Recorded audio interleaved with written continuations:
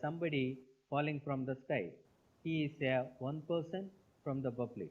First, we are communicating to the public. The public understand our product and service, and they are buying and getting the benefit out of it. Once they get satisfied with our product and service, they try to come for purchasing the same thing. We call it repurchase. Once repurchase takes place, he becomes the customer. When he buys our product as a first person, he is a consumer. When he starts buying continuously the same product from our uh, concern, he becomes a customer. When the customer is buying regularly with has integrity with our product and our service, he become the loyal customer. So the role of manager is lays here as a important personnel to provide the right product to the right person, and his duty is communicate effectively with all the people. Here, correspondence with employees. See, all the work is done through the employees. The proper effective communication is very essential to get the work done in a effective way. Otherwise, the employee may commit mistakes so that the loss of money according to salary, the salary to the employees, wages to laborers, and sometimes the employees wastage or broken the things that also lead to loss. Though proper communication is very essential with employees. And the external stakeholders, who are they? They are all investors, owners. All the companies are not run by the owners himself. The money may be mobilized through other sources. The other sources may be through the creditors or investors. Those people are always asking the progress of the company, the profit of the company, what are the future plans of the company. If anything is properly communicated with the external stakeholders, the company can run, the manager get promotion, and he is in the position to develop the business organization in an effective way.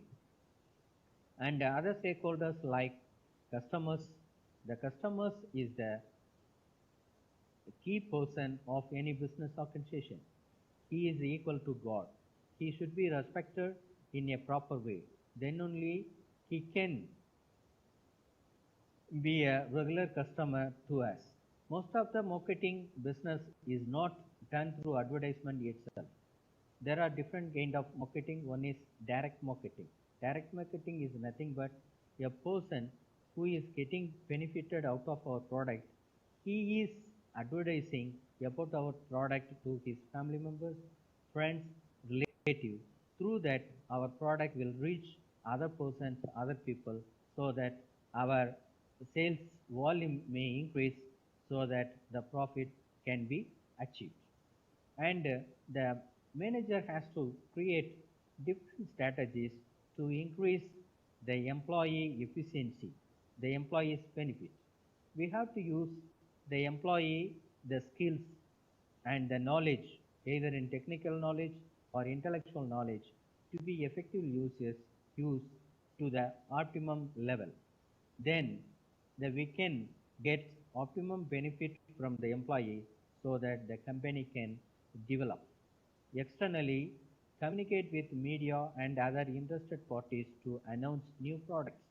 It is a very essential aspect of every company and the important role of a manager to propagate our product to the public in an effective way and reasonable way. If the product description is clearly mentioned, clearly demonstrated to the public, it will reach the public and we can increase our sales volume, so that the company will develop. He has to create awareness about our projects, the process. Main thing is process, because every employee can understand our company is going to launch new projects, and This process will explain how this project is going to be executed in every stages of the business organization. And he has to disseminate and distribute the messages to all stakeholders. That is, from the to the skilled employee and the laborer and to the servant to the security. So every stages of business organization should be communicated properly, and he has to issue the different communications through the circular means and develop all the branding strategies for employee use, direct marketing and public relations. And the external part, he is the representative of the organization about the product and future plans and various aspects of the organization to be reached.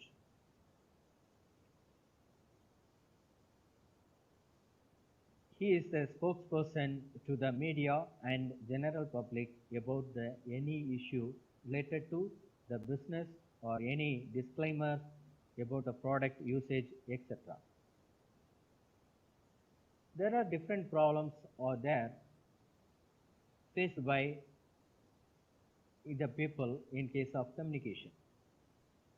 Some people are good at the managing things, but they are unable to communicate effectively. The effective communication will convince the people. The manager's role is not only getting the work from others, but also he has to convince the people and pursue the people to do the work effectively. And he has to, if there is a sufficient knowledge about the product, the people, their care is very important. Otherwise, the communication will not be effective. If the person has more knowledge and the overloaded, sometimes he is unable to communicate effectively certain things to the particular people because he is overfilled with the knowledge and other things. And the people are not neutral in the mindset.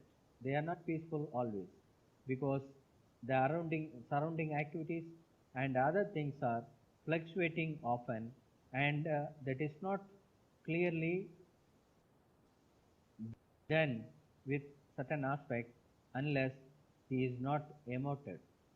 The people, human being is emotional.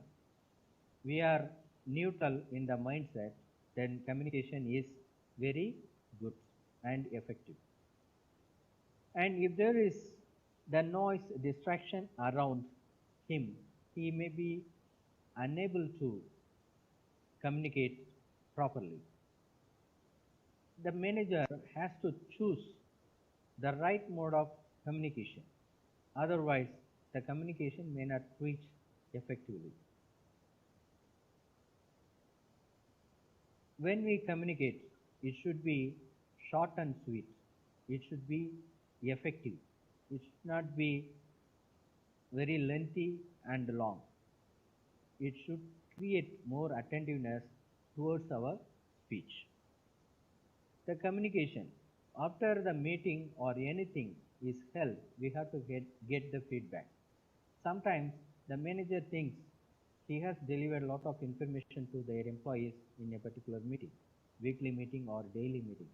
But without some employees may not be able to understand what he spoke about. So the feedback is essential to change the way of communication. And in the communication, every human being is very important and respectful. Even though he is you are a manager, you should approach all the employees with polite words. Otherwise, they don't respect your words. They are not supporting you to achieve the corporate goal. So the polite and right approach is very essential in all aspects of communication. What are the different ways and means to remove barriers or communication obstacles? We should have clarity in our thoughts, in our words. Before delivering any speech or giving communication to others, we should have clear-cut idea about the information and the flow of information and the order of information. Then only our communication will be effective and a good one. We have to understand the need of the audience and capacity of the audience. Even though we are giving very effective information to the people, if the people are unable to understand what we are speaking about, it becomes useless. It goes in vain. And sometimes we better get the advice from others before communicating certain information to others. Even though you are a topmost person to take all the decision about certain things, you should not communicate as it is what you have think of. Before that, you have to consult with certain people and experts about certain things, because the low level, medium level people in our organization has more interaction with certain kind of people. We are giving the direction only to the low level or medium level personnel with a concrete idea, but the communication should be flexible and polished way to reach the people effectively. And our voice, sometimes with the tone, with the sound only, they are controlling, they make the listener to listen to us. Otherwise, they may think of something else.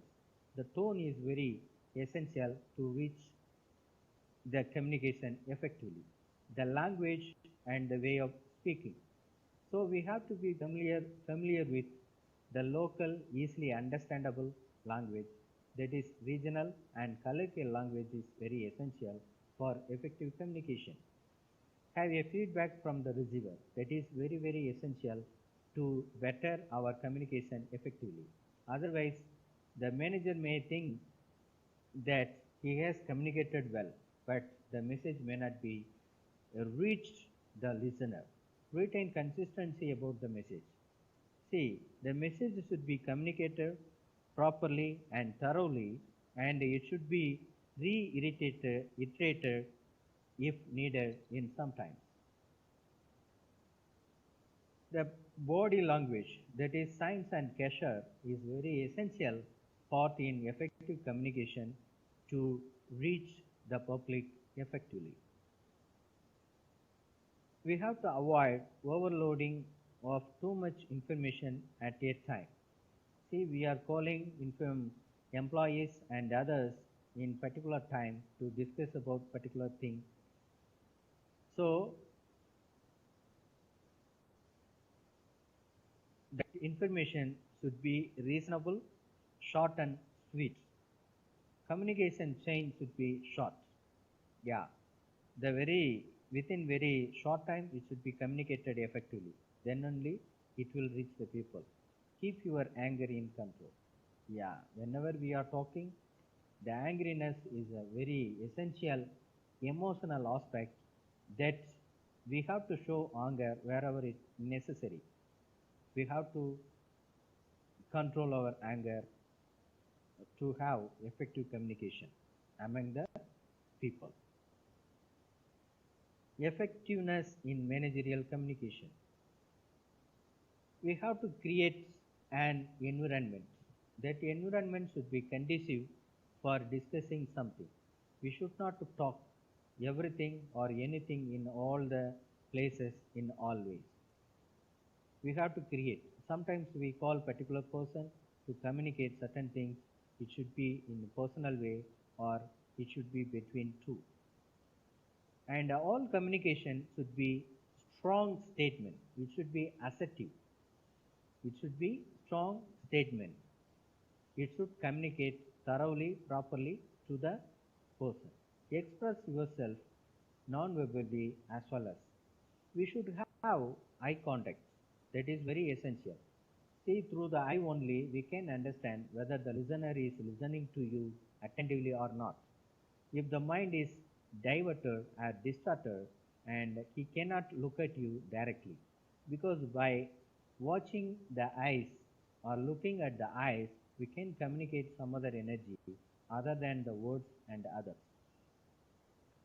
And our communication should be always reliable and honest.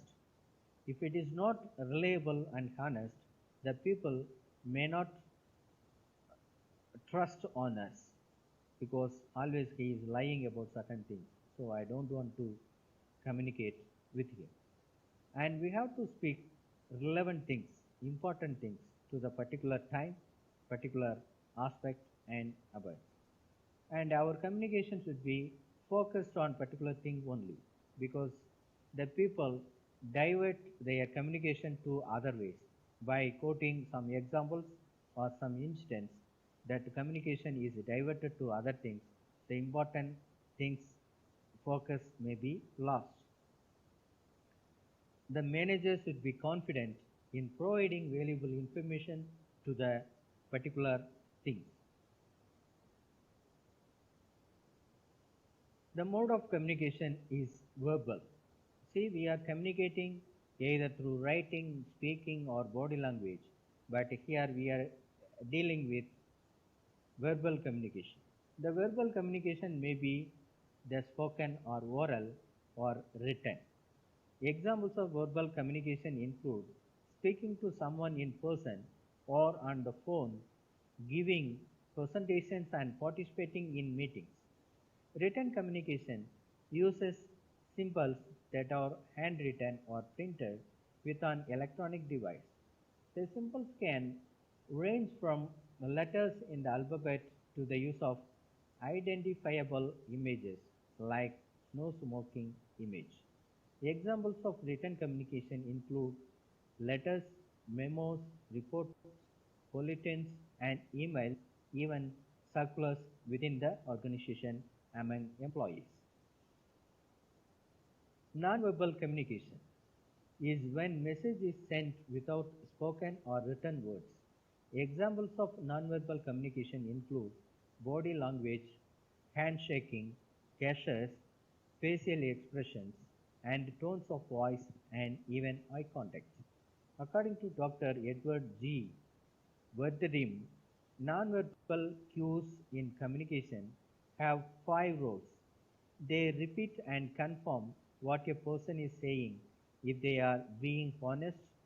They contract a person's words when they are dishonest. They can be a substitute for verbal forms of communication and they complement or accent what a person says. It is often said that it doesn't matter what a person says.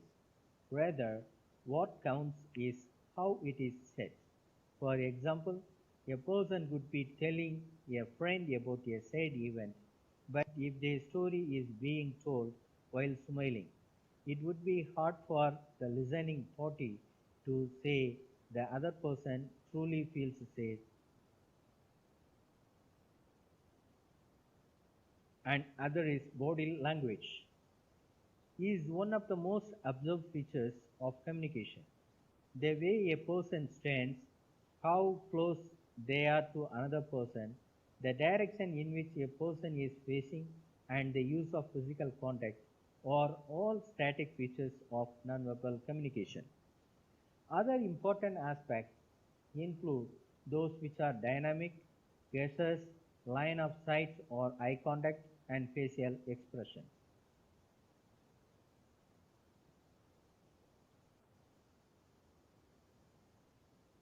Role of nonverbal symbols. Facial expressions.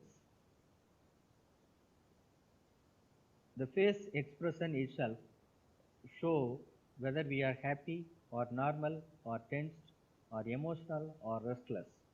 That is very important aspect. If you want to meet your manager or your higher officials, you are visiting their cabin. When you go and observe their face, they seems to be dull. They seems to be restless. They seems to be thinking something else. So the face expression is essential to communicate something. When you are talking something, if your face is smiling, that listener also listening to attentively. If you are changing your eye or twinkling, that will show some other expressions.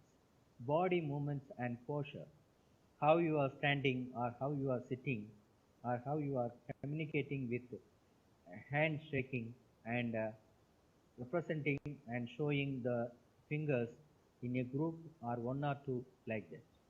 And cases. Eye contact. Eye contact is very essential for effective communication. Eye contact will keep the listener to listen to you attentively. The touch. Sometimes we are touching the people and communicating. And we are keeping the space with the people.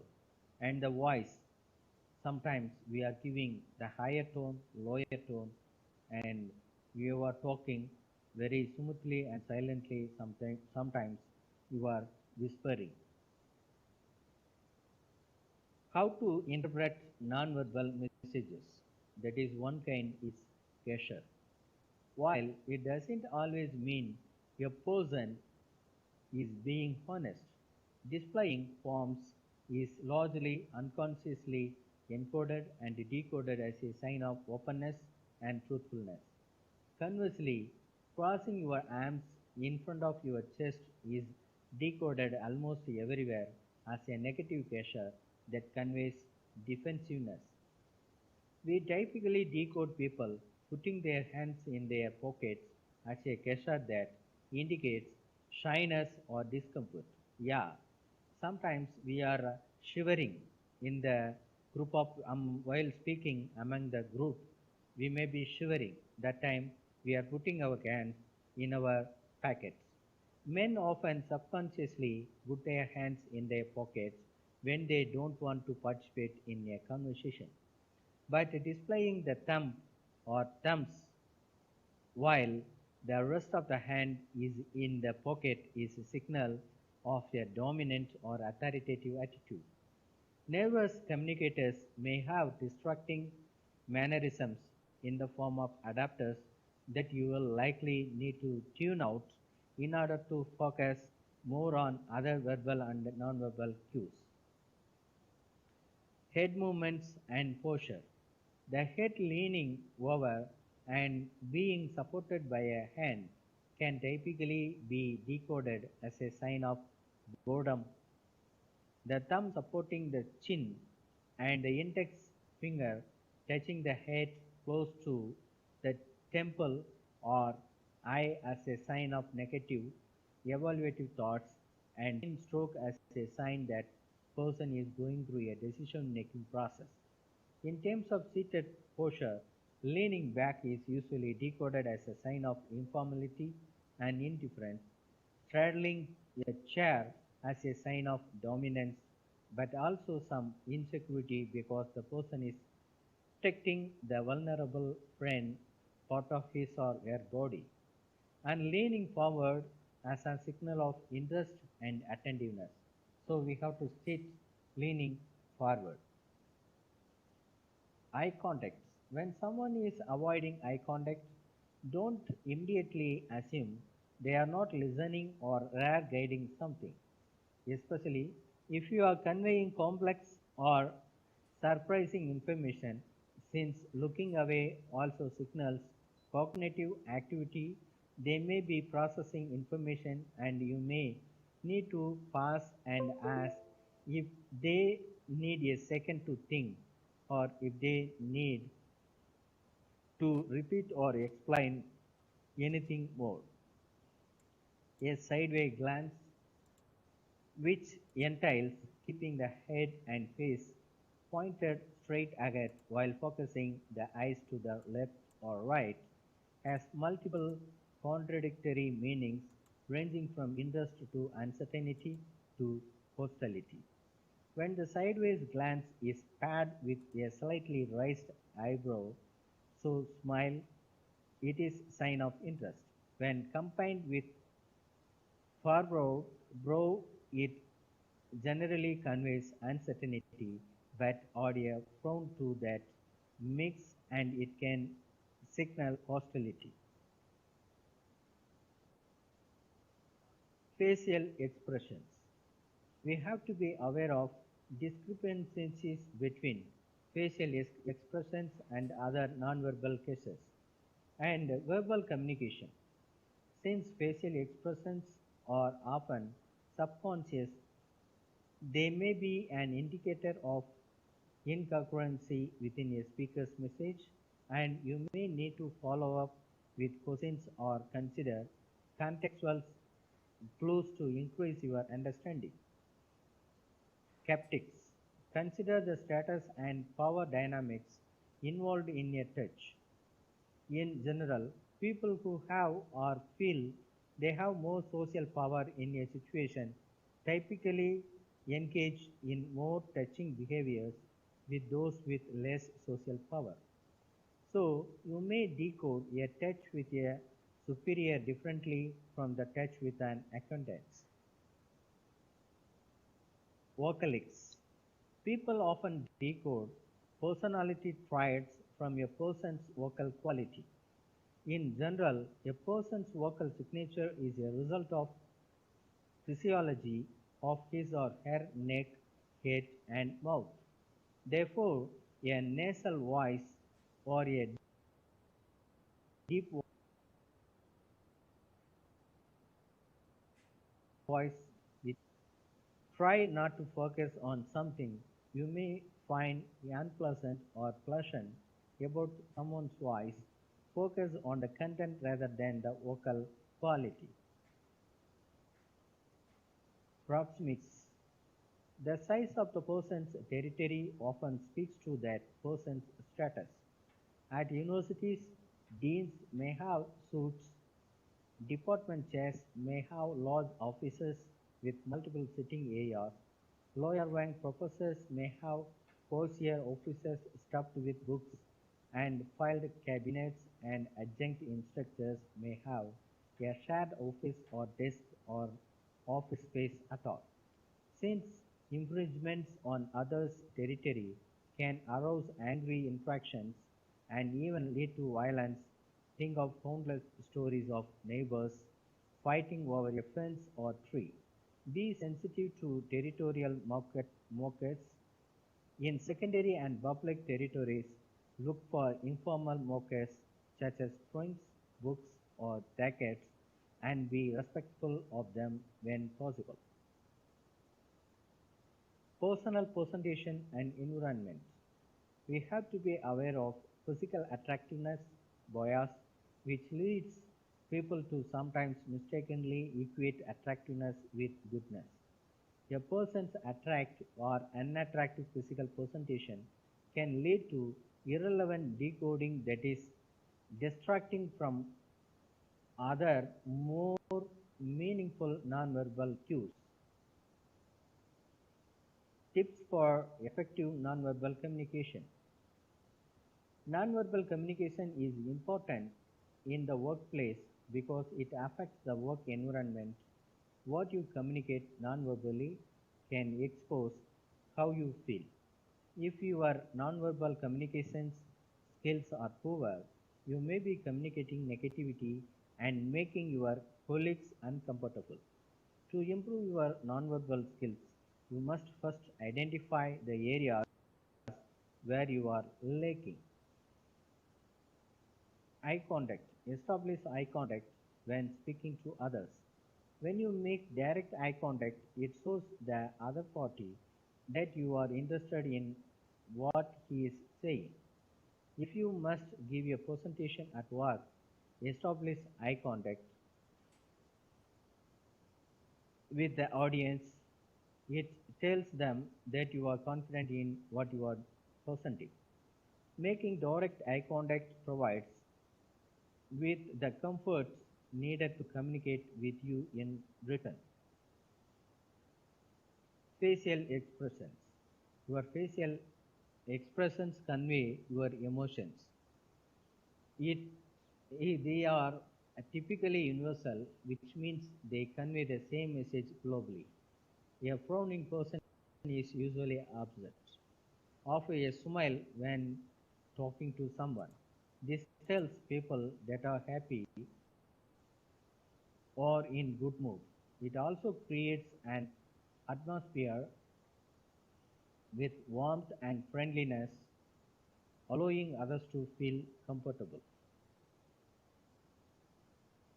There should be a space. We have to pay attention to our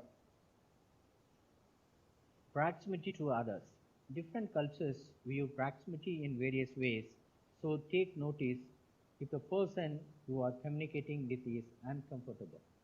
This could mean that you are understanding too close should create some distance between the two of you.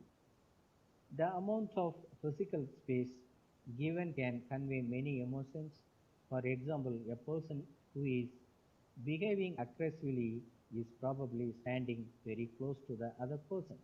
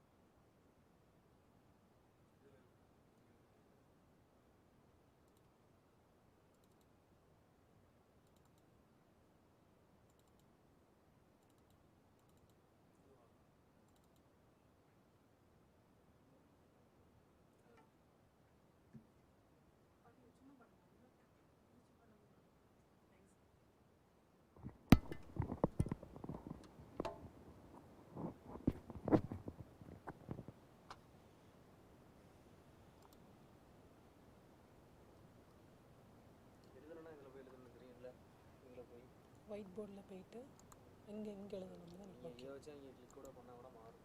Okay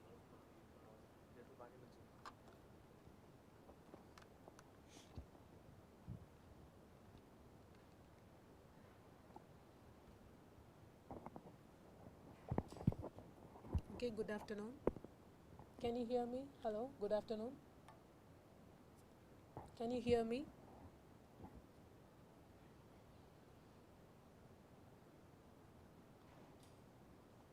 So here I'm going to deal with you with operational research, okay, OR. I am going to deal with you in operational research. So this is your first unit in the operational research, okay, unit 1. So here you are going to see in the first unit, just you are going to see about the introduction, the basic things, what is meant by operational research, and depending upon the growth and timelines in the operational research, okay. First half it will be a theory. So here the first thing, origin and growth of operational research, how the operational research get formed and how it's grown up. So you are going to see that. The first thing, the British, okay. So the British or Europeans refers to operational research. So they are the first person who represented a term operational research. Who is the person? The British and as well as the Europeans give a name as an operational research. So the Americans to the operational research, but both are often shortened to just OR, okay. So British and the Americans have invented the operational research, but they will not go for telling the whole name as operational research. They will just shorten the name as OR, okay. That's why you are saying OR, operational research. So another term which is used for this field, okay. So if you are going for the operational research, we are giving another term, okay. So that is what management science. you are studying in MBA, you are dealing with the management things, but you are what interacting with the mathematics, scientific terms, and you are integrating both the thing, the management and as well as the what science. So we can say it has an another name. So that is what management science, MS, operational research, otherwise we can say it as MS, that is management science. Okay. So the Americans sometimes combine the term OR and MS together.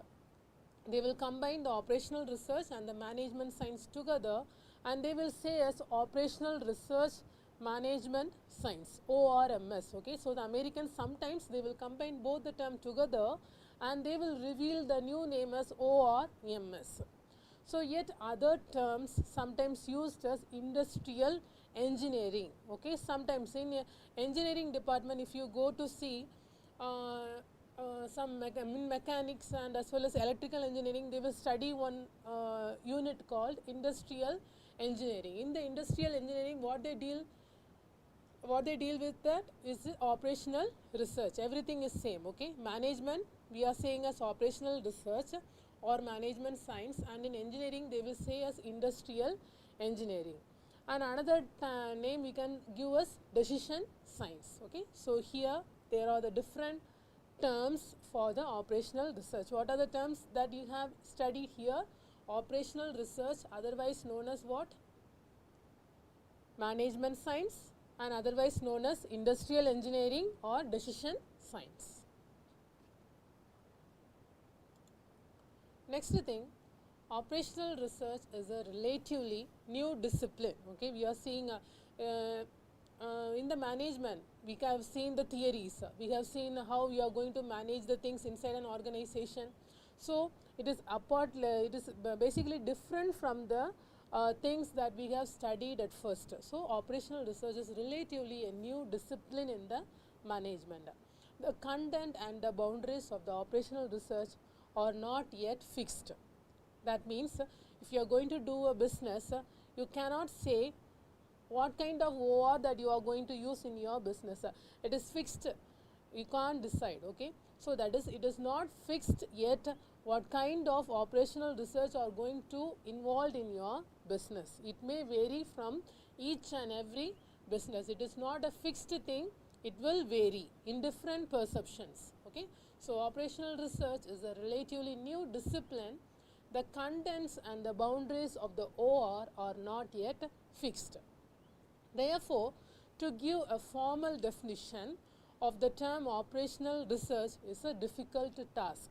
You can't give a good definition for a operational research. Good means what? We can't give a fixed definition. This is this. Science is like this means you cannot say operational research is defined as like this. Okay. So the operational research starts when mathematical and quantitative techniques are used to substantiate the decision being taken. If you in the management, if you are going to decide something, you cannot decide on your own perception, you cannot decide on your findings inside the organization. Instead of going through the information, you need to what? Decide with the information that is calculated mathematically. So that is what the thing. The operational research starts when mathematical and quantitative techniques are used in the decision making.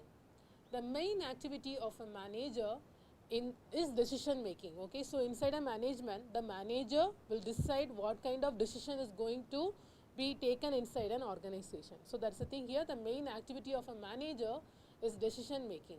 In our daily life, we make the decisions even without noticing them. So decisions are taken simply by common sense, judgment and expertise without using any mathematical or any other model in simple situations.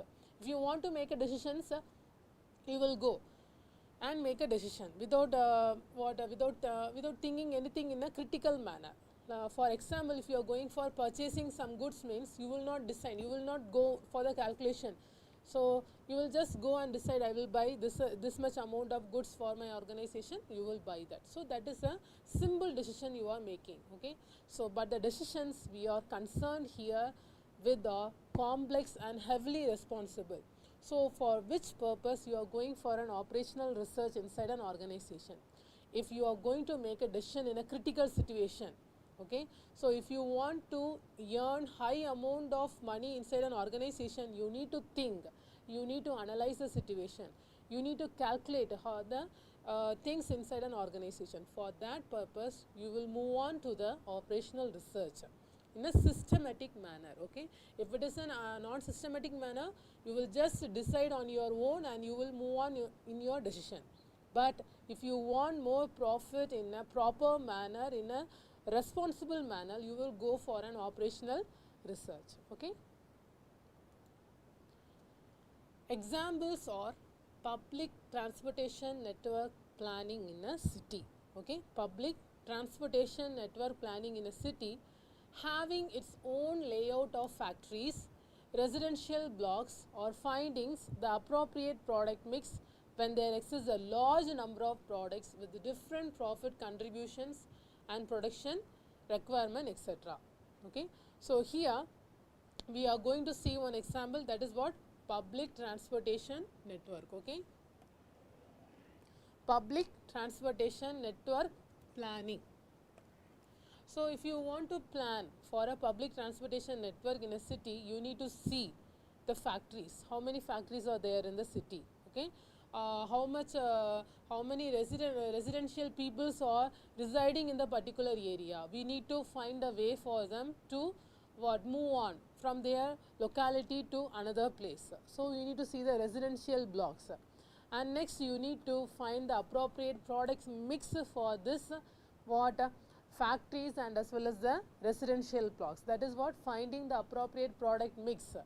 Okay, so if there is a large number of products, okay, if you in between the two, if you are finding a large number of products, means you need to go for the product contribution and product requirement. So it is like a systematic thinking. Okay, so operational research tools are not from any one discipline. Okay, we cannot say it is from the mathematical background, we cannot decide anything. We can say tools are not from any one discipline. We have different disciplines and we are taking the each and every term from different patterns. Okay, so operational research take tools from different disciplines such as mathematics, statistics, economics, psychology, engineering, and more on. Okay, so that is etc. We are not taking from a single term. The operational research is get used in all the areas of the disciplines. So that is here mathematics, statistics, economics, psychology, engineering, and etc. Okay, so here we are combining these tools to make a new set of knowledge for decision making. For what purpose you are using this? You are going to combine all these together to make a good decision. For what purpose you are going for an operational research? For decision making purpose, you are going for a operational research for making a proper decision. Okay, your purpose is decision making. Today, operational research became a professional discipline. We have seen the professionals are there inside an organization. Who named as OR manager. Okay, so OR became a professional discipline which deals with the application of scientific methods for making the decisions, and especially to allocation of the scarce resources. Okay, for all these things we are moving for a operational research. Okay, next thing, the main purpose of the operational research is to provide a rational basis for decision making. Okay, we are going to provide a rational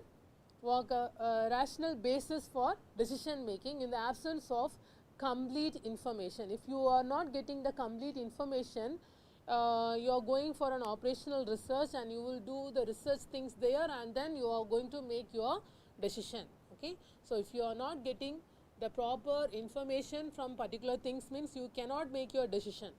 In that main thing, in that critical situation, you will move on to the operational research, you will use that research and next you will go for making your decision. Okay, and because the system composed of human, machine and procedures do not have complete information. Okay, so if it like this, you will move on to an operational research. Operational research can also be treated as science, in the sense it describing, understanding and predicting the system behavior. Okay. How you can say as a science? Because it describes some things. It will understand, it will give you a proper understanding. Okay. So, it will give the, it will describe, it will understand and predict the system behavior, especially the man made machine system. Okay.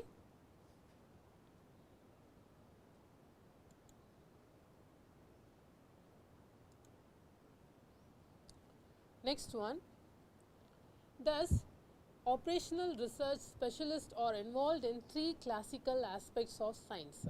So, they are as follows. We have three different classical aspects of the science. What are they means? First one, determining the system behavior. We are going to determine the system's behavior. Second one, analyzing the system behavior by developing the appropriate model. Okay. We are going to analyze the behavior of the system by using the appropriate model. And next one, you are going to predict the future behavior by using this model. Okay. So, by these three things we can you can go for an operational research. So, these are the three classical aspect of science. Okay. What are the three classical aspect of science? First one is what? You are going to determine the behavior of a system. Okay. Second one, you are going to analyze the system behavior by developing the appropriate model. Okay. By developing the appropriate model, you are going to analyze the behavior of a particular system. Third one, you are going to predict. You are going to predict the future. You are going to see your future by using the model. Okay. You are going to predict the behavior of your future by using the model.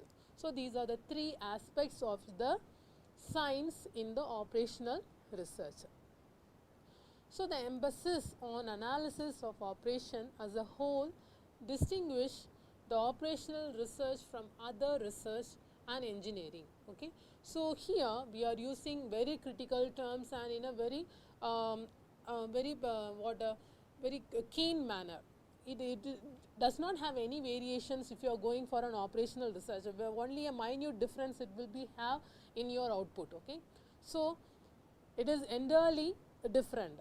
So, emphasis on analysis of operation as a whole distinguish the operational research from the other research because it has a good impact on your business.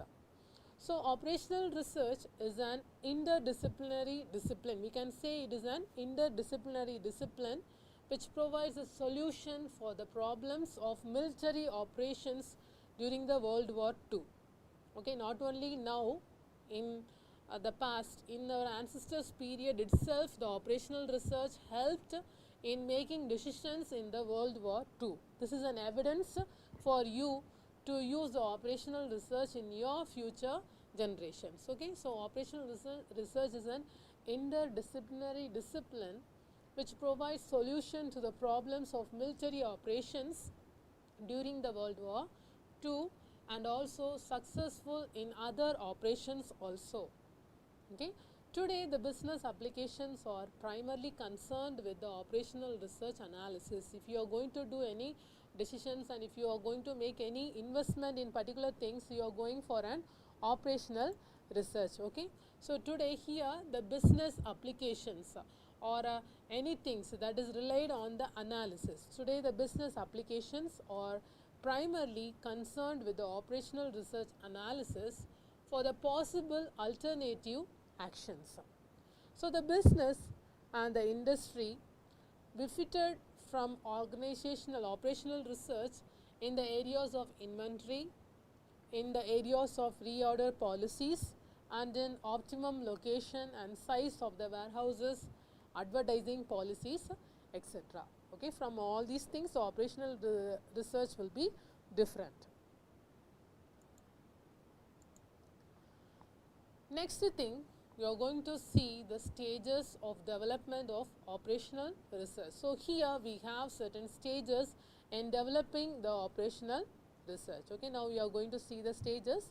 So, totally we have 6 stages in the development of an operational research. Okay.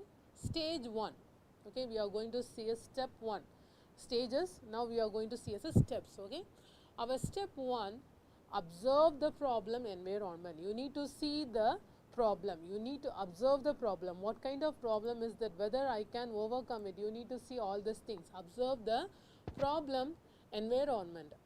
And step 2, okay, after observing your problematic environment, you are going to the next step, that is step 2. You need to analyze and define the problem. Okay, I have observed what is the problem. After observing the problem, the step 2 is what? Analyzing the problem. I need to analyze what is the problem, and next I need to define this is the problem. Okay, analyze the problem and defining the problem is the step 2.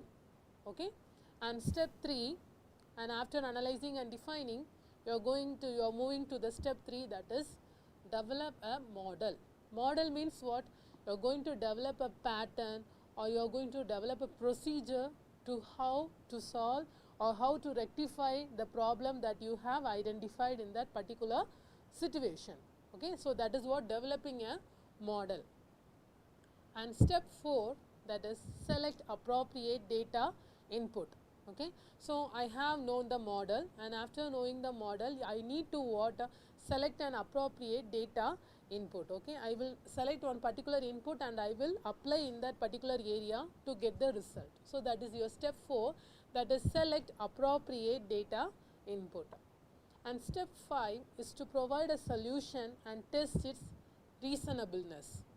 Okay, so after selecting the appropriate data input, the 5th step is what? You are going to provide a solution to that particular problem, and you need to apply those solutions, and you need to see what is the possible response from that solution. Okay, from that implication of the solution, you need to observe that particular solution.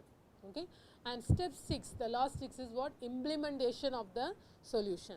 Okay, at last, if you are seeing that your solution is better enough to resolve the particular complications, you need to implement the solution inside the organization, that is implement the solution. Okay, so these are the stages of development of the operational research. Okay, so we have 6 stages.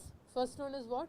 You are going to observe the problematic environment, and step 2, you are going to analyze and define the problem, and third one, you are going to develop a model, and fourth one, you are going to select a data input, and fifth one, you need to provide a solution and you need to test the solution for its reasonableness of getting a particular amount of output. And the step 6 is what? You are going to implement the solution and you are going to see how my problem is get rectified. Okay, so now you are going to see in detail the steps. Okay, the first step, that is what? Observe the problem environment. How you are going to observe the problematic environment inside an organization. So the first step in the process of operational research development is the problem environment observation. This step includes different activities. They are conferences, site visit, research, observation. Okay, so from all these things you can observe the problem. Okay, conferences,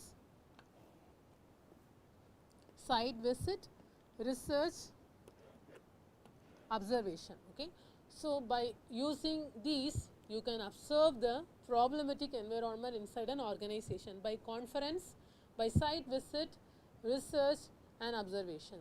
So these activities provide sufficient information to the operational research specialist to formulate the problem. By using these things you can easily formulate what kind of problem is get involved in your organization. And your step 2, okay, what is your step 2? That is analyze and define the problem. You are going to analyze and you are going to define the problem. So this step is analyzing and defining the problem. In this step, in addition to problem definition, the objectives, uses and limitations of the OR study of the problems are also defined. The output of the steps are a clear grasp of need and for solution and its nature understanding. Okay.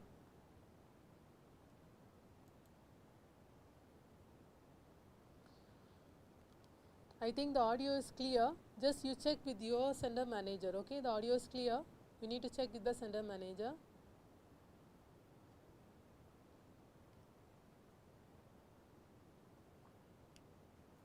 So analyze and define the problem. Here you are going to analyze and define the problem. Okay. Next we are going to move with the step 3, develop a model.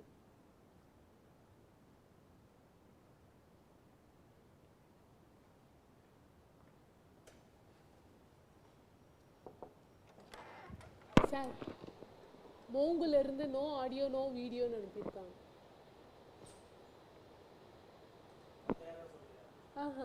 அவங்க மட்டும்தான்.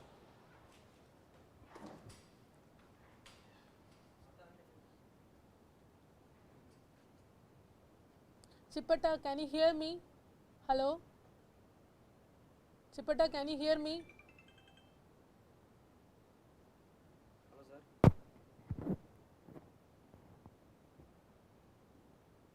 Sir, கேக்குதா?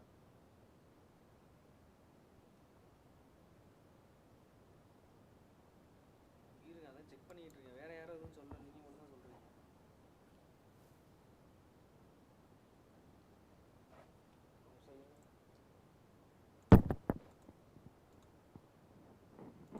இப்போ check பண்ணுங்க, வருதானே?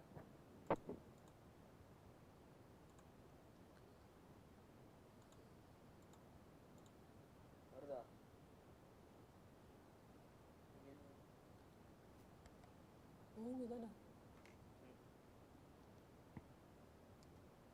Hello? Mongu, can you hear me? Chippata? Chippata students, can you hear me? ஒருத்தனுக்குமே கேட்கலையோ? Chippata students, can you hear me?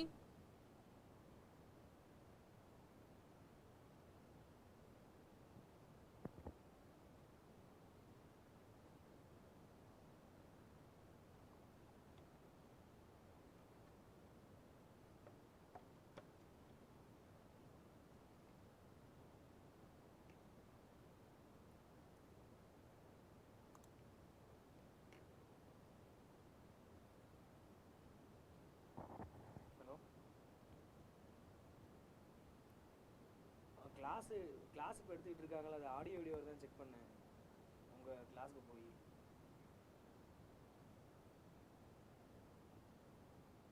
இப்போ audio Woodlands இல்லை இப்போ போய் செக் பண்ணி பாரு. பேசாமல் இருக்கீங்களா? Hello, can you hear me? Hello? வருதா? பேசுகிறேன், பேசுங்க. Hello, can you hear me? Hello? இன்னும் கேட்கலையா? கேட்கலையா? திருப்பி பேசுங்க, பேசிட்டே இருங்க. So this step develops a model. A model is a representation of some abstraction or real situation. ஏன் கேட்கல? கேட்கலையா? Okay check.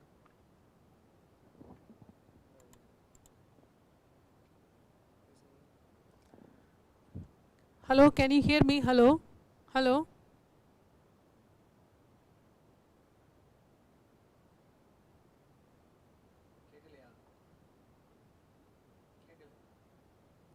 கேக்குது. Okay, thank you. ஓகேடா, okay.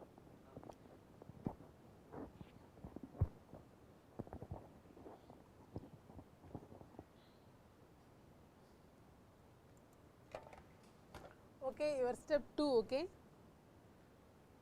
Next thing we are going for the step 2, that is analyze and define the problem. Okay, you need to, after observing the problem, you are going for analyze the problem, and next analyzing the problem you need to define what is the problem. Okay, so this step is analyzing and defining the problem, and in this step, in addition to the problem definition, here we are going to see the objective of the problem, the uses of the problem, and the limitations of the particular problem. Okay, not only you are going to define the problem, you are going to see the objective, uses, and limitations. So by using the OR study, the problem can be defined in a better manner than any other research. So that's why we are going for an operational research. So the output of these steps are a clear grasp.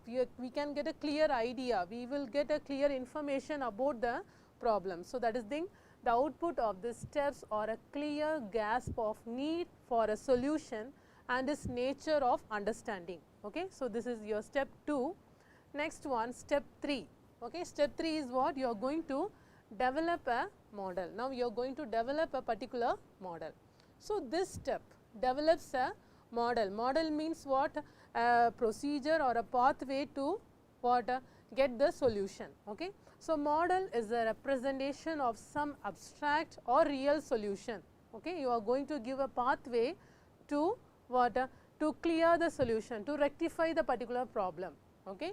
So, the models are basically mathematical models which describes the system. Okay. So, here in operational research, the model is what? The mathematical representation of what?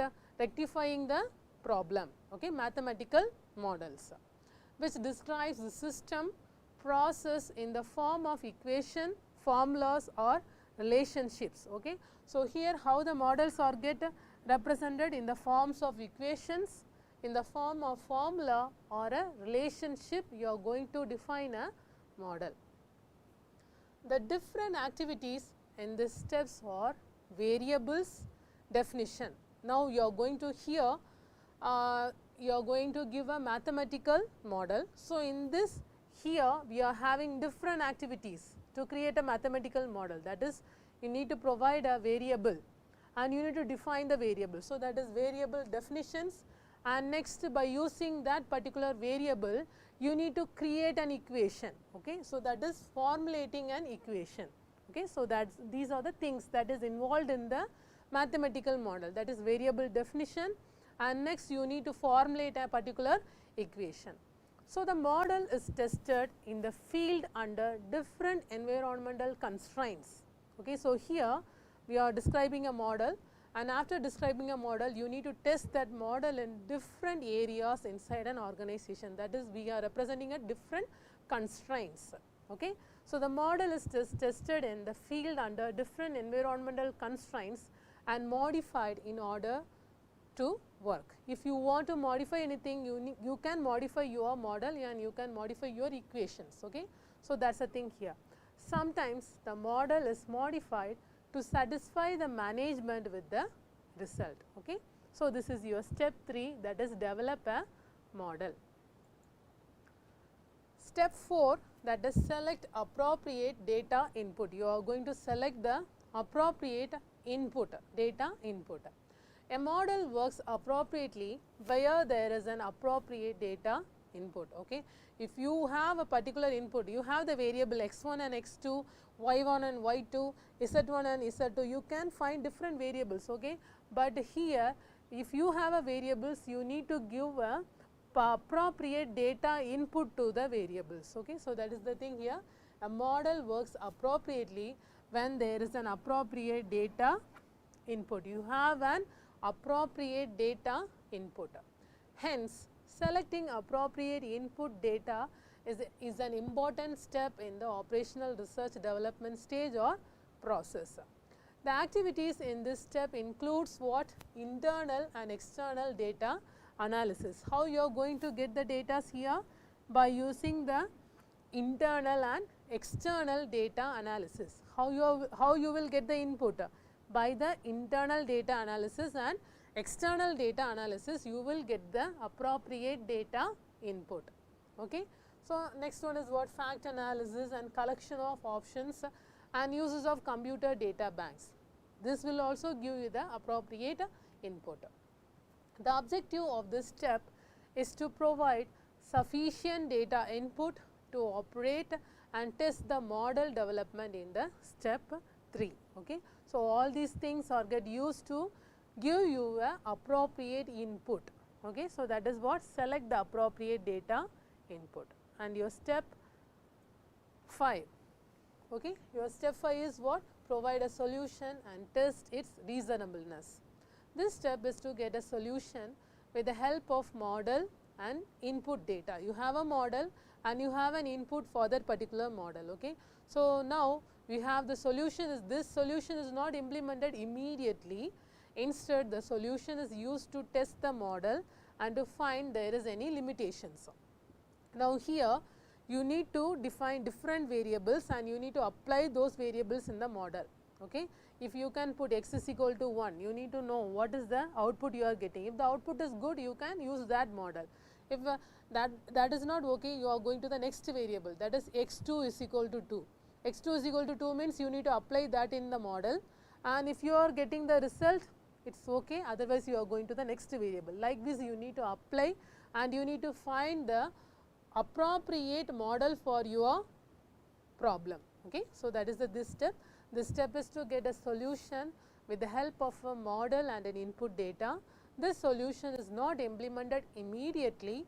Instead, the solution is used to test the model and to find there is any limitation.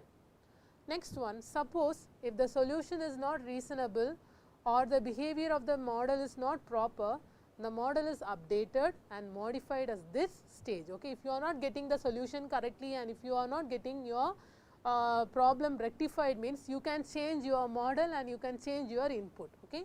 The output of this stage is the solution. Okay. What will be the output from this step? You will get a solution. Okay. So, that is the last point here. The output of this stage is the solution that supports the current organizational objectives. Okay. The solution can support your organization to achieve the objective. Okay. This is your step 5. Next one, step 6. Okay. So, that is what implement the solution. You are getting a solution from the step 5. Now, you are going to implement the solution inside the organization. So, at this step, the solution obtained from the previous steps is implemented. You are going to implement it. Okay. So, the implementation of the solution involves so many behavioral issues. Okay. If you are going to implement a solution, you are going to face different things, different perceptions of different persons inside an organization. Okay. So, that is the thing here, the implementation of the solution involves so many behavioral issues. Therefore, before implementation, the implementation authority has to resolve the issues. They need to say inside our organization, we have a particular solution for the problem. Therefore, we are going to implement the solution inside an organization. We need to give a clear idea to our organizational members that about the solution and what are the impacts from that solution. Okay. So, here before the implementation authority has to resolve the issue. A properly implemented solution results in the quality of work and gains the support from the management. Okay. So, if you are going to implement the solution in a proper manner by by using the implementation authority, your result will be great and you will get a good result from the solution. You can easily rectify your problematic situation inside an organization. Okay. So, these are the stages or steps in the organizational research. Okay. So, here we have seen about stages of development of operational research. Okay. Stages of development in an operational research. So, we have seen about 6 stages or 6 steps.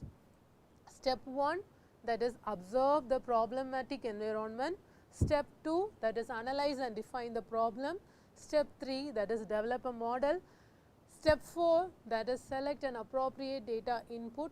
Step 5, that is provide a solution and test its reasonableness, and step 6 is implement the solution. Okay. So, at last we have seen it in a great manner. Step 1, step 2 up to step 6 we have clear. Okay. And next, okay, next thing is what? Process activities, process and process output. Okay. What are the process activities and what is the process and what will be the process output. Okay. So, inside an organization, what are the activities here? In the process activities, site visit, conferences, observation and research. Okay. Site visit, conferences, observation and research. So, these are all the activities for a process. So, in this activity, what is the process we are going to do? We are going to observe the problematic environment. Okay. Our step 1 is what? We are going to observe the problematic environment. Okay. So, what will be the output from this process?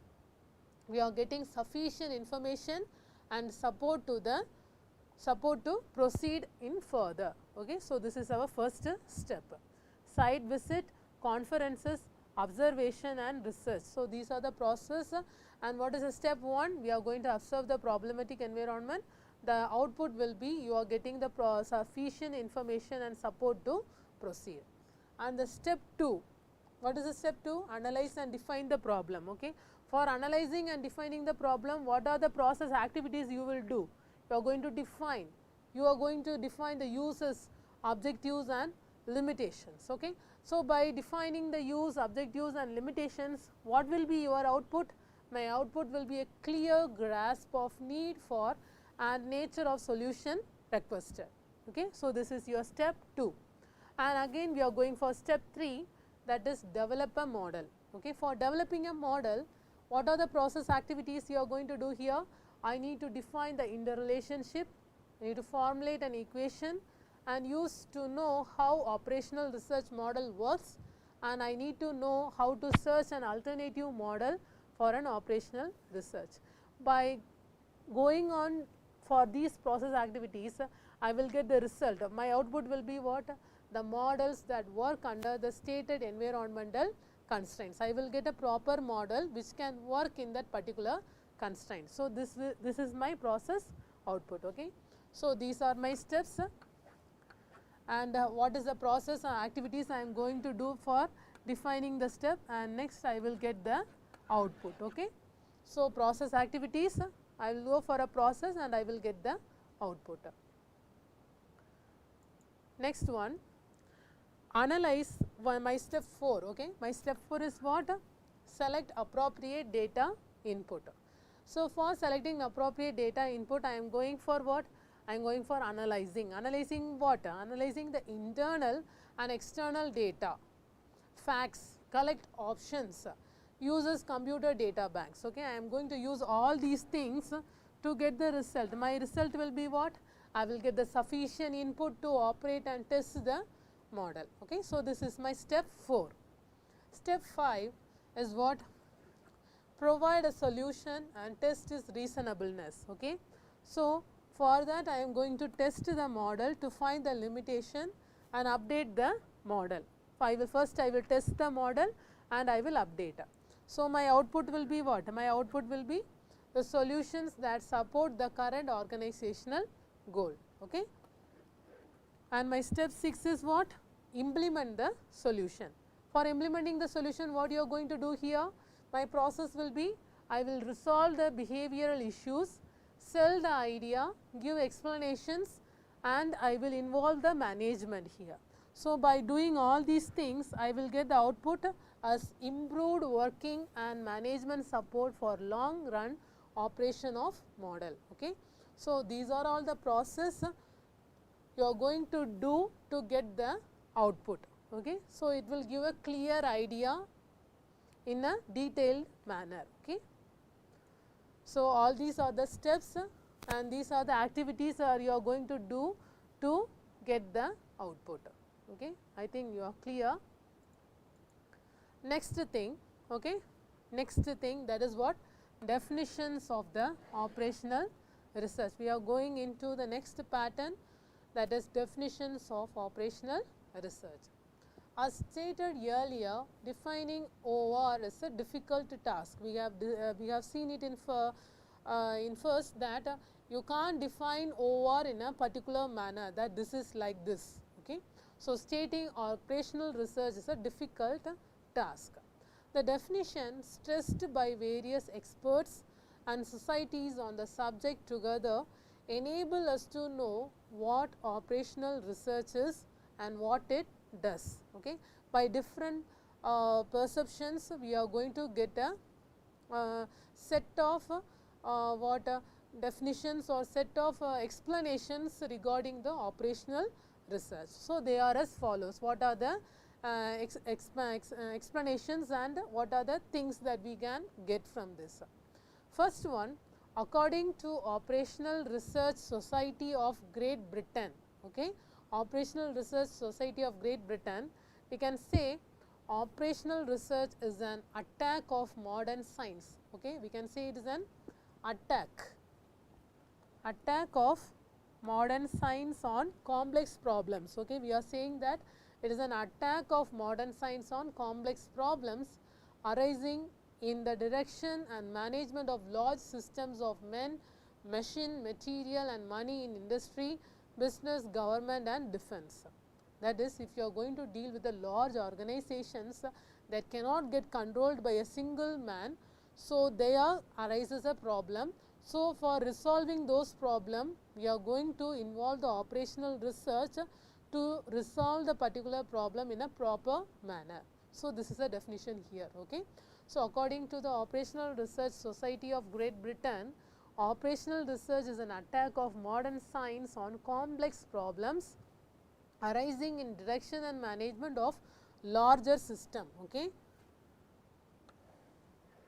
For smaller system, it is very easy to identify the problem and resolving the problem is very easy, but for a larger system, it is very complex to identify and to analyze the problems. For that purpose, we are going for an operational research. So, this is your first definition for the operational research. Next one, its distinctive approach. Okay.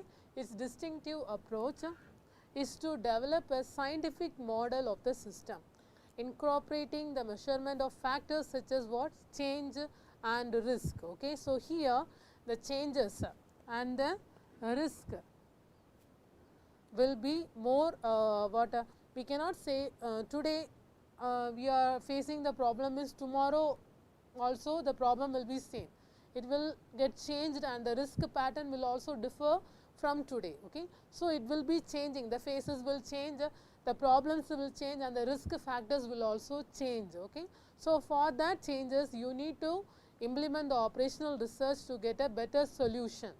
So, it is a distinctive approach to develop a scientific model of a system incorporating measures of factors such as change and risk with which to predict and compare the outcome of the alternative decisions, strategies or controls.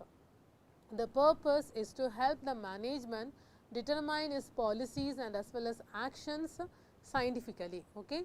So, here for what purpose you are going for an OR? I am going to select the operational research for defining the problem in a proper manner, and I can compare the different patterns of solutions and I can choose the best pattern for my problem and I can use that in my organization to resolve the solution. Okay. For that purpose, I am moving to the operational research. So, that is the thing here. And the third one is what? Randy Robinson stressed that operational research is an application of scientific method. We can say the third one is what? We can say is an application of scientific methods, to improve the effectiveness of operation, decision and management. For improving the decision making process, for improving the operation and as well as the management, you are going to what? Application. You are going for an operational research in the application of the scientific methods.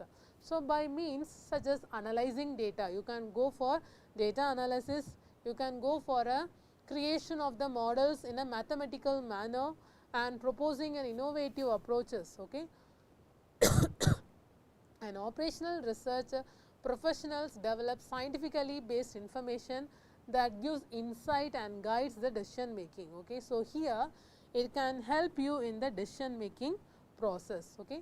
So, by using the application of scientific methods, you can easily get an insight and you can easily decide yourself. Okay. It can guide you in the decision making process. So, this is the third pattern of definition for the operational research.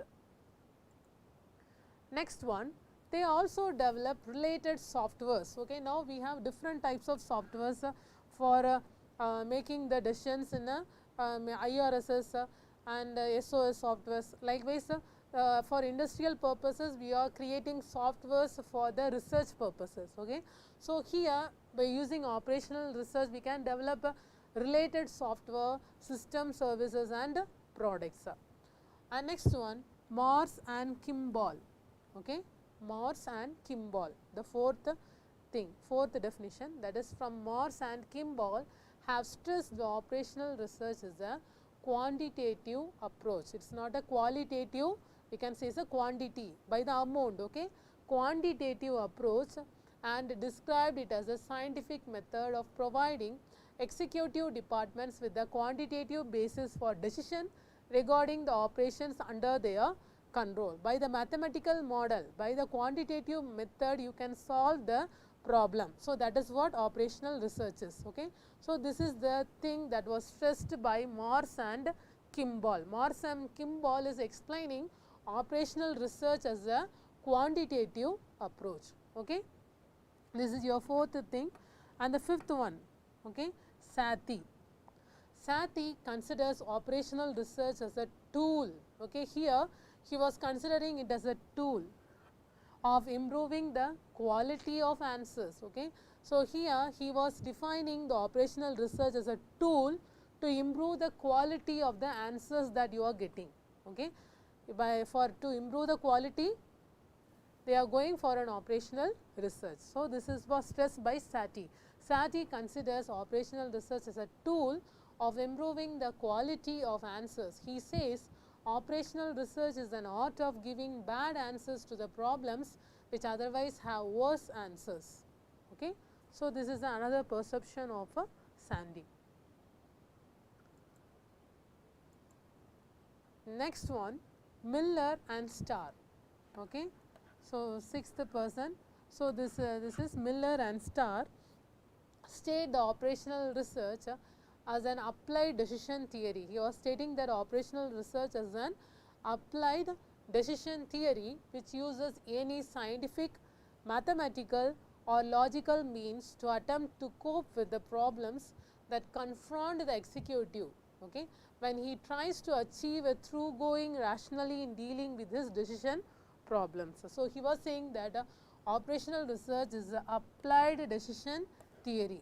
Already we have a things and we are going to apply it in the particular problem and we will get a solution for that problem. So, that is applied decision theory. And according to Pocock, he stressed that operational research is an applied science. Okay. So, Pocock stressed that operational research is an applied science. He states operational research is a scientific methodology. Scientific methodology means what? We can analyze, we can mathematically prove and we can do a quantitative analysis. Okay. So, analysis, mathematical and quantitative. So, these are composed together to form the scientific methodology. Okay. So, we are saying operational research is a scientific methodology which by accessing the overall implication of various alternative courses of action in a management system provides an improved basis for management decision. If you want to improve your decision making process inside a management, you go for an analytic process, mathematic process and quantitative process. Altogether we can say is a scientific methodology. Okay. So, this is the definition called by Pocock and towards the operational research. This is seventh definition. Okay. So, totally 7 definitions you are having for your operational research. First one is according to the society, according to the operational research society, they are saying it is an attack of modern science. Okay. For a larger system, you cannot implement a solution and you cannot give a proper solution, means you can move on to the operational research for getting a good solution for the problems. And second one is we can say is a distinctive approach. Okay. Because we need to face so many changes and the risk will also differ. For need to come with combat with the changes and the risk that was changing inside an organization, we need to apply the operational research to get the proper solution. Okay. So, our third one is what? According to Randy Robinson, they are saying is an application of scientific methods. We are saying it is an application of scientific methods. We can, by using this application, we can guide the decision making process. This is your third definition. And fourth definition, according to Morse and Kimball, we are saying it is a quantitative approach. Operational research is a quantitative approach. And according to Satie, he was saying that it's a tool. Okay, operational research is a tool for improving the quality of the answers you are getting. And sixth one, according to Miller and Starr, okay, according to Miller and Starr, we can state the operational research as an applied decision theory. And seventh one, according to Pocock, we can say operational research is an applied science and operational research is a scientific methodology. Okay, we are applying in a scientific manner. Okay, so these are the 7 definitions for the operational research. That's all. Okay. Now we are going to see the next topic in the operational research, that is OR and decision making. Okay. Now we are going to combine the together, how you are going to operational research and how you are going to decide, that is OR and decision making. Okay. Role of operational research in decision making. Operational research plays an important role in almost all the areas of decision making. That is, if you are going to see, I am going to purchase a particular goods for the organization, means I need to go to the production department and I need to see in the warehouse what are the things that they have in the organization. For all these things I need to go. First I am going to the production department and I am seeing how much products they are producing and how much quantity of input they are putting inside an organization to get the output, and I need to see and I need to rate all these things. Okay. And after that I am moving to the inventory and I am seeing how much things that they have in the inventory, whether that is enough for the next day production. Okay. So, by calculating all these things I can go for the next set of purchasing. Okay. For that calculation I need that operational research. Okay. So, what is the things are there inside an organization, how they are making and what will be the output, what will be remained in back and what is in the inventory there. I need to calculate all these things and I need to go for the purchase of the next day goods. Okay. For all the types of decision making process inside an organization, I need to go for an operational research, that is OR. Okay. So, that is the thing here. Operational research plays an important role in almost all areas of decision making. If you want to make a particular decision, you need to go for an operational research. Okay. So, some areas where operational research techniques can be used are listed as follows. Okay. Here we are listing some of the areas where we can use the operational research inside an organization. So, the first area, that is financing and investment policies. Okay. Financing policies and investment policies, the area where we are going to use the operational research, first thing. Okay. This category includes the analysis of credit and loan policy. Oh, for here we are going for the analysis of the credit and as well as the loan policy, fund flow and cash flow, and also consider the dividend, share and bonus policies. Okay. We are going to consider the dividend, share and the bonus policy. It reflects the portfolio of the investment too. Okay. So, the next thing was what?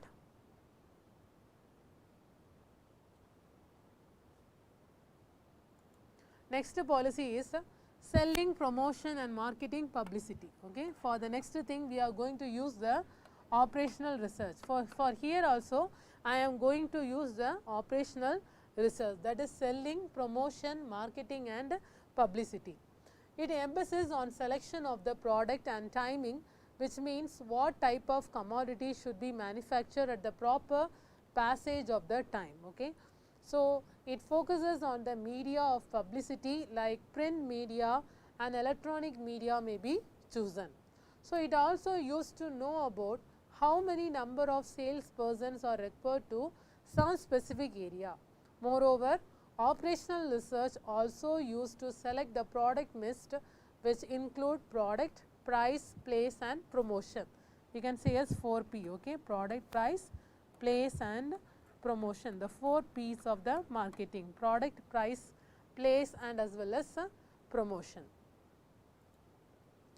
And the third one where you are going to use the operational research is what? Acquisition, investigation, manufacturing and personnel management. In this area you are going to use the operational research. The operational research techniques being used to purchase, substitute and recognize the most advantageous policies.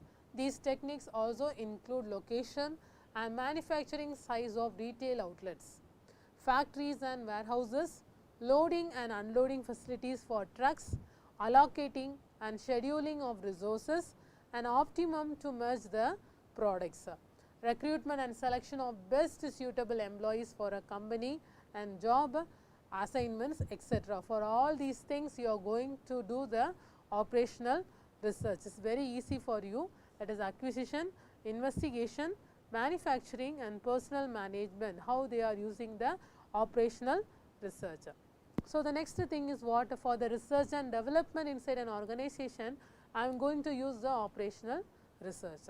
The methods currently available in literature for numerically solved operational research problems may be broadly classified as deterministic method and probabilistic method. Okay. By using these two methods, I am going to solve the problems in a mathematical manner inside an organization. The deterministic method try to guarantee that a neighborhood of the solution of a problem is attained. Such methods do not use any stochastic techniques, but rely on a through search of the feasible domain. By using deterministic method, you can get a proper solution for the problem. You cannot go for your neighbor predictions again to resolve the problem. By implementing the first time, you can resolve the problem in a good and proper manner. Okay. Second one is what? Probabilistic method. They are applicable, however, to a restricted class of problems only. Okay. These kind of methods, problematic methods, can get applicable to only a limited amount of problems. They are applicable, however, to a restricted class of problems only. On the other hand, the probabilistic methods make use of probabilistic or stochastic approach to search for the solution for the problems. Okay. So, for research and development, we are going to use the operational research. So, here we are going to determine the two methods, that is deterministic method and probabilistic method. Deterministic method means we can use this method for all the kinds of problems inside an organization. We cannot say this kind of problems for this kind of solution is there. We can use it for all the problems that could arise inside an organization. But the second one, that is probabilistic method, we can use to for a particular situation or particular restricted class of the problems only. Okay. So, we cannot use for all the situations. For only an applicable situations, you can use the probabilistic method. For all these two things, you are going for an operational research. Where to use the particular solution inside an organization, for that you are going for an operational research. What kind of method I can choose? For my organization, is deterministic method is good or a probabilistic method is good? I need to choose from these two both, and I need to implement in my organization. For that purpose, I am going for an operational research. Okay. So, this is the third thing. Next one, although probabilistic method do not give on an absolute guarantee of the exact solution having been obtained, these methods are sometimes preferred over the deterministic method because they are applicable to a wider class of the problems. So, comparing to these both, we can say by using the probabilistic method, we are using the probabilistic method in a particular problems, and here the result will be very accurate. Okay. We can get a accurate result in the probabilistic method because we are using a unique solution for that particular amount of the problem. Okay. So, there does not exist any operational research technique which can say I am the best.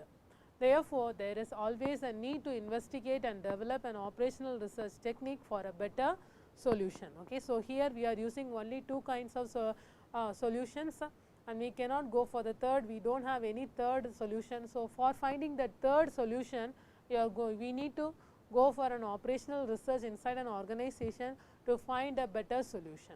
Okay. Next one, scope of operational research in decision making. What are our scopes in the decision making process by using the operational research? Operational research has used effectively in many areas of the research. The operational research may be considered as a tool which is employed to raise the efficiency of the management decisions. If you want to improve your decisions of a management, you will move for an operational research or management decisions. Scientific method of operational research is used to comprehend and explain the phenomena of operating system. It is useful in the following various important fields. Okay. So, here they have given certain fields. So, in agriculture and cultivation, as we see that the population is increasing day by day, and resultant of it is there is an deficiency of the groceries, and every country of the world facing the problem of most favorable or best possible allocation of the land for their crops as it requires by the climate conditions. Okay. So, in agriculture and cultivation, we are facing a problem of having an agricultural land, and for the climate condition also changes. Moreover, the problem of the water resources, the water is also not getting in an excess manner. We have a scarce in the resources, okay, for distribution and allotment for some, and is also the problem of developing countries. So, the operational research technique provide the data to determine the policy, and by the effects of the policy, proper actions can be taken in the better directions. For resolving all these problems, we are determining the problems. What are the problems in agriculture and cultivation? We are not getting enough land, we are not getting enough money to cultivation, and we are not getting any water. So, these are the scarce, these are the problems. So, for rectifying these problems, we are going for an operational research. Okay. By using the operational research, we can get the good policy, and you can get the better solution to resolve all these problems, to do the better agriculture and get the best cultivation inside our country. Okay. Next one, in economy. Okay. In economy means it is a vital need for every government to do a careful planning for the economic progress of the country. In order to progress, in order to develop our country, we need to enhance our economic status. So, that country should be prepared to face the economic crisis by using the operational research. So, if you have any think that in future I can face any economic crisis, means I will go for an operational research, and I will get the solution for that crisis. Okay. Thank you. We can see on the next class. Okay.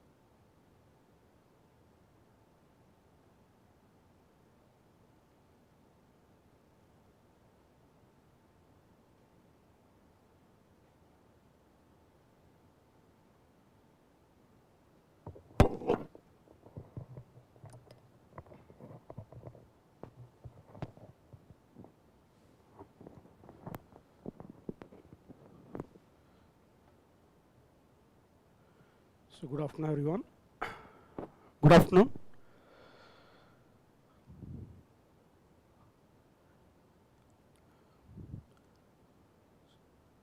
So good afternoon, everyone. So today I'm going to take the. I'm Dr. Sivaram Krishnan, senior lecturer in DMI St. Eugene University. So in this semester that you have the managing IT data and business systems, the information systems. So we are going to see the whole units. So I'd like to remind you that before going to see, I would like to teach you about the how we are managing the IT, the information technology in data and business systems. When you're talking about the information system, an information system is the information and the communication technology. The ICT an organization uses and also the passage in which the people engage with the technology. So in everywhere we have the information technology, right? The information systems. So how we are using the data, so how we are communicating each other. So everything possible with the help of the information systems only. So nowadays we are using the latest technologies, whatever we are the communication systems we have, right? The WhatsApp we are using, Telegram we are using, so many systems we are using nowadays. So how it is effective in the people, right? How they are using and how they are communicating each other. So how the communication technology is improved. So everything, everywhere, that how we are using in this, okay? So the information system is a systemized system for the collection, organization, storage and correspondence of the informations. So let us talk about the data. So first of all, the data must be a meaningful one, right? So how it converts into the information, right? For example, so we can say some raw data, right? 68, 58. So in this case, so the data is the meaningless. For example, x equal to 48, or the subject value, subject marks, right? The subject, the first subject equal to 67, second one is 38. So likewise, if you are mention systematic data, right? So then it will become a information, okay?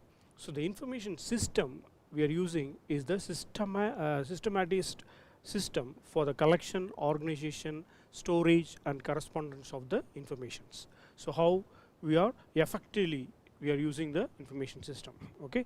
The information system is a assembly of components so that interplay to exhibit informations. So it converts the converts on the internal rather than the external, okay? So that is the information system we have. When you're talking about the ICT, an information system is the information and the communication technology. So that is the organization uses and also the journey in which the people interval with the technologies in assist of the business procedures. So what are the main components? Okay, let us see the components of the information systems. Okay, so what are the main components? We have the hardware, software, we know that, right? The database, network, procedures, everything is the components of the information systems. So we know the hardware, we know that the computer supported the information systems use the computer hardware. So normally the processors we can say, the monitors we can say, so everything it is the hardware, right? So the hardware, the human can recognize the hardwares, okay? So they can touch the hardware things. But the software, these are the mainly the instructions, okay? So these well-defined instructions we are feeding into the systems, so with the help of the softwares. So nowadays we are using the right, so Microsoft packages also we are using, right? MS Word we are using, Microsoft Windows, that is Excel we are using, right? C, C++ and advanced computer softwares also we are using. So all the things, why we are using all the softwares? We cannot directly, we cannot give the inputs to the systems. With the help of software only, we are feeding all the instructions. We are feeding all the data into the systems. So that is the purpose of software, okay? For example, if your simple example I am telling you, for example, if you are doing some arithmetic operations in calculator, you can easily do that, right? For example, 45 plus 67, you are just adding, right, the numbers, and you can see the results. But in systems information, we are not giving like that. We need to give as instructions: x equal to 47, y equal to 63, right, and z equal to x plus y, and print the value of z. So all the instructions we are feeding into the systems. So here, for example, in DMI, right, the candidates, student candidates, so thousands of candidates they are studying, right? So or 2,000, 3,000. So whatever it is that we are not, once if you are feeding the informations into the system, automatically if we type the register number, so automatically it gives all the details about the student candidate, right? So it is possible. So the database, how it is created, right, the student name and register number, right, so what is the program he is studying, right, everything, okay, all about the students informations will be you can see. So with the help of the software only, okay. So software is a collection of well defined instructions, okay. It is a collection of instructions we are feeding into the systems with the help of the software only. And when you're talking about the database, the information system toil with the data organized into tables and files, okay, tables and files. So how we are generating such a kind of database, okay. For example, I am creating the student database, right. So what are the main things should be available in the database? The student information should be there, and similarly for the staff information, student informations, and higher authorities, dean, right, registrar, vice chancellor, chancellor. So likewise, all the informations in the university database, it will be there, okay. So the priority also it will be storing.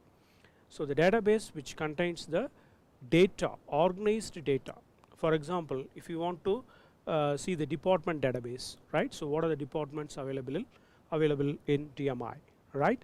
So what are the primary courses or the secondary courses are available, and what are the PG courses, right, MBA. So like that, the MEd programs. So what are the courses are available? So the course database which contains all the courses available in DMI. Likewise, the network in the sense, so different elements, right, so extremity to be joined to each other, particularly if many distinct people in an organization use the same information system, okay. The networks we can use that, okay. For example, we are using the local area networks. Sometimes we are using the local area networks in the within the organizations we are using, then Wi-Fi we are using, right. So the network is possible, right. That is the thing.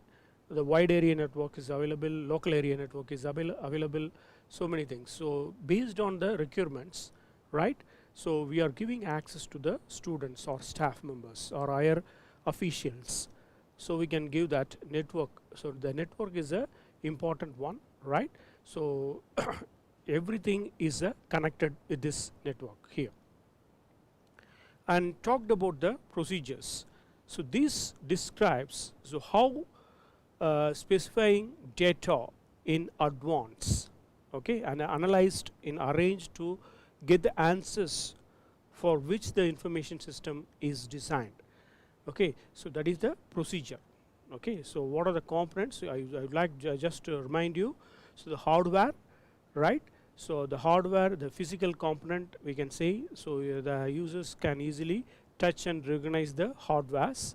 So that is suppose we are example that inside the CPU we can see the motherboard, the processor, right. So whatever you can see the hardware, right.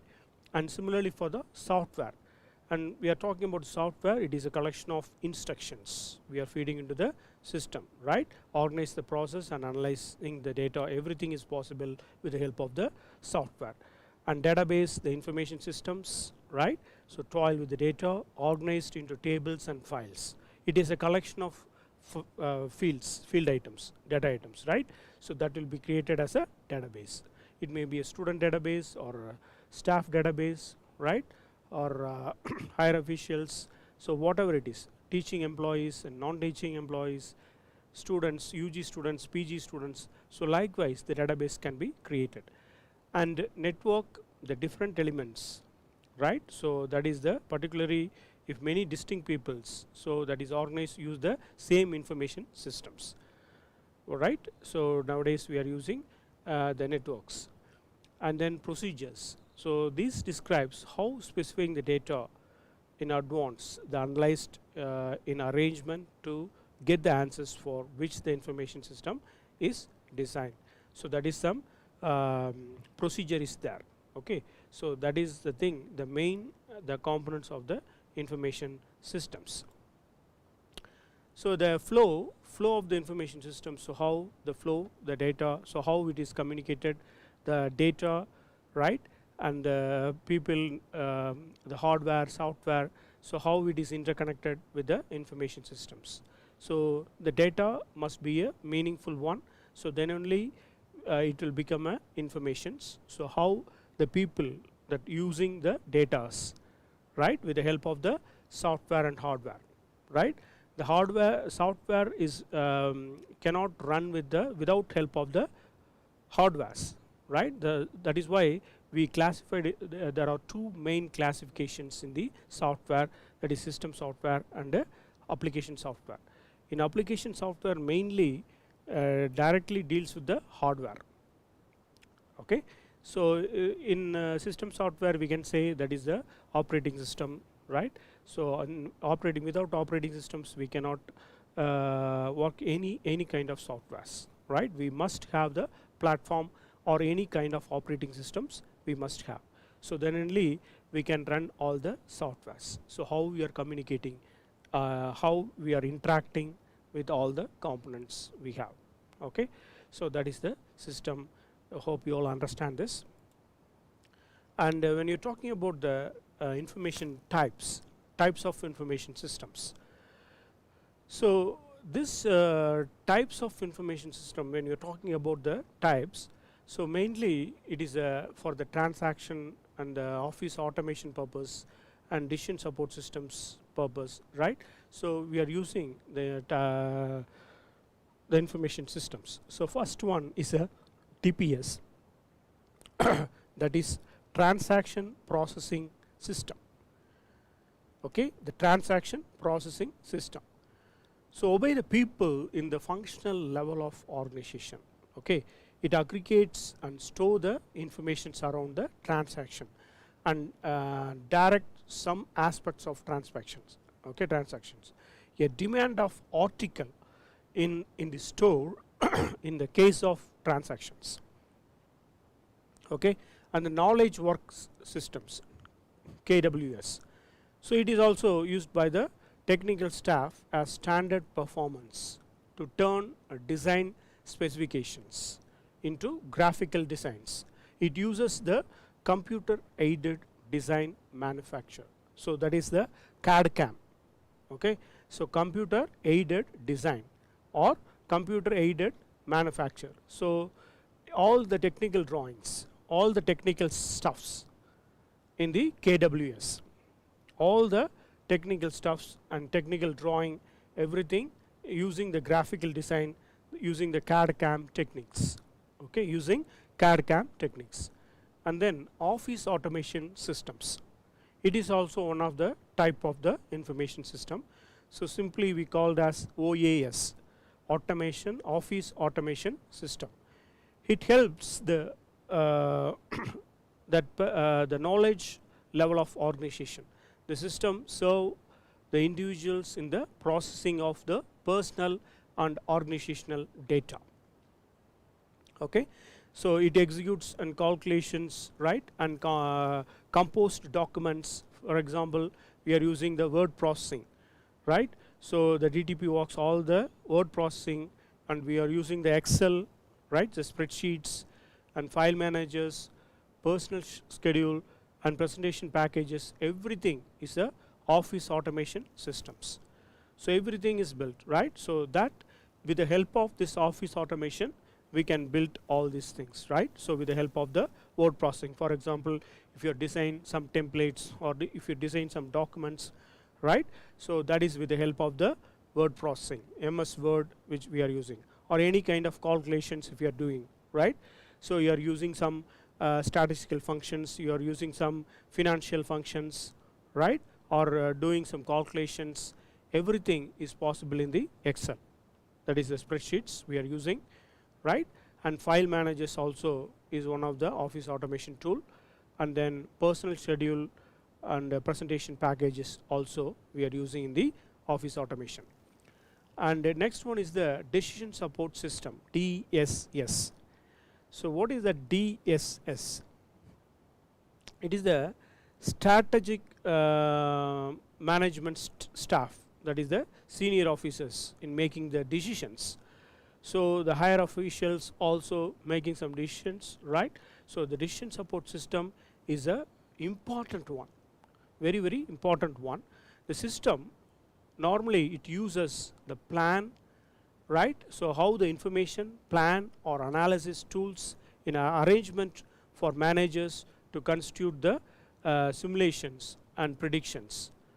Okay, so examples of DSS we can say the 5-year investment plan. So the advance, right, plan. So how we are decision making is in help in this. Okay, the system uses the informations, right? Some plans, 5-year plan, 6-year plan. So likewise, okay, and then analysis tools in the arrangements for managers, okay, to constitute the simulation and predictions. So that's why we are using in this. And the next one is the MIS. MIS in the sense management information systems. I already told you, right, the information systems, right, we must have the meaningful data, right? So how the data becomes the meaningful one? So once if we assign some values, okay, x equal to 5, so it is a meaningful data, right? The 5 raw data, you assume the 5 is a raw data. When x equal to 5, it becomes the information. So now it's a meaningful information. Okay, so how we are the management the information systems. So here it obeys the management level of organization. The system compress, okay, and turns the TPS data into information for intention of monitoring performance and managing the organization. So that is very important. Okay, so transactions that were recorded in TPS are analyzed and reported by MIS. For example, we can say the MIS output in the budget, right? So budget, so we can say, and scheduled reports, right? So Monday report, weekly report, monthly report. So likewise the scheduled reports will be there. So that scheduled reports, the key indicator reports, the exception reports, right, ad hoc reports and drill down reports. So everything it is managed by the MIS. Okay, so that is the management information system. Okay, so that is the thing. And the next one is the executive support system, ESS. That is one of the tool of the types of the information system. So it obeys the strategic level of an organization, a system based top level executive of quickly obtainable interactive data format to get the overview of the whole organization tasks, whole organization task. So that is the thing, that is the executive support system. Okay, so it is the system based top level execute of quickly obtainable and interactive data. So data also we can easily interact, right? So interact with each other and data formats to get the overview of the whole organization task. So everything that we can use the executive support system. Okay, so it is the strategic level of an organization, that is the executive support system. So hope you all understand this.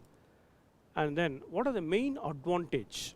Okay, what are the main advantages of the information system? When you're talking about the information, so nowadays we are using, without information system it is very difficult, right? So we are communicating each other, right? We are using WhatsApp, you are using, right, with the help of the internet, right? So you can easily communicate each other, right? And then how you are planning, designing everything with the help of this information system. So how we are using the latest technology, the information technology, right? So how we are using and how we are communicating, everything it is possible, right? So it facilitates the planning. So MIS improves the quality of plans by supply pattern informations for sound decision making. Okay, so it minimizes the information's overburden. So MIS innovates the larger amount of data into a bridge from the thereby they evade the confusions which may arise when the managers are flooded with the elaborate facts. Okay, so it minimizes the information's overburden, overburden. Okay, so that is the thing. So it minimizes the work. It's mainly okay. So there are a lot of things. So manually, if you are doing means you will get tired soon. Okay, so everything is computerized in the sense, so you can easily retrieve the datas. Okay, so I would like to see a particular data, or I would like to retrieve some student record. I can easily retrieve. Okay, so in olden days, how they are maintaining, how they are maintaining the records,